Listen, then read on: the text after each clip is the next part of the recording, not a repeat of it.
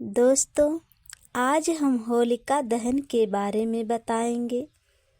होलिका दहन क्यों किया जाता है, इसके पीछे क्या कारण है, होलिका दहन की क्या कथा है, इसके बारे में कुछ विशेष जानकारी देंगे, इसलिए वीडियो को अंत तक देखना।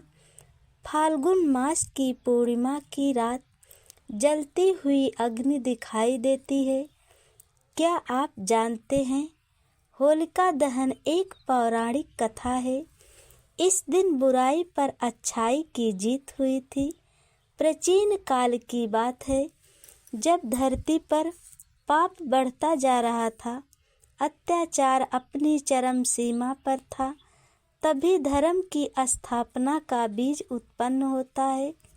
बहुत समय पहले की बात है, राक्षसों के राजा हिरण्यकश्यप ने पूरे संसार में अपना आतंक फैला रखा था। वह स्वयं को भगवान मानता था। वह चाहता था कि सभी लोग उसे भगवान मानकर उसकी पूजा करें। ऐसा अहंकार हिरण्यकश्यप में था, लेकिन उसकी संतान प्रहलाद ने उसको भगवान ना मानकर भगवान विष्णु जी को भगवान मानकर पूजा करते थे।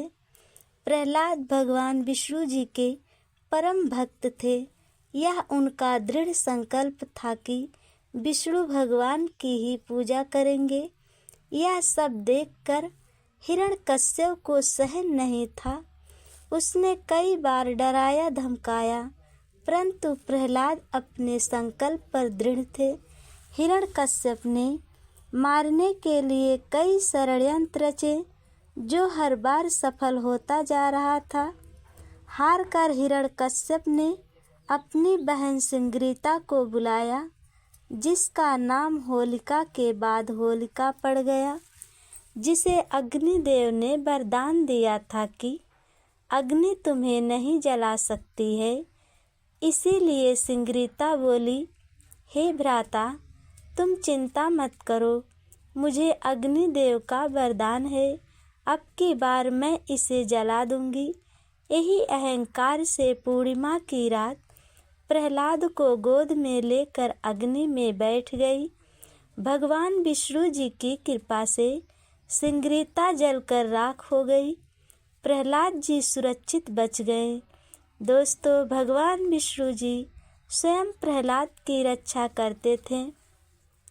यह घटना केवल एक पर्व नहीं, बल्कि एक संदेश देती है कि अधर्म कितना बलवान शक्तिशाली क्यों नहीं हो, सत्य और भक्ति के आगे टिक नहीं सकता। यह वह क्षण था जिस पर अच्छाई की जीत हुई, बुराई की हार हुई।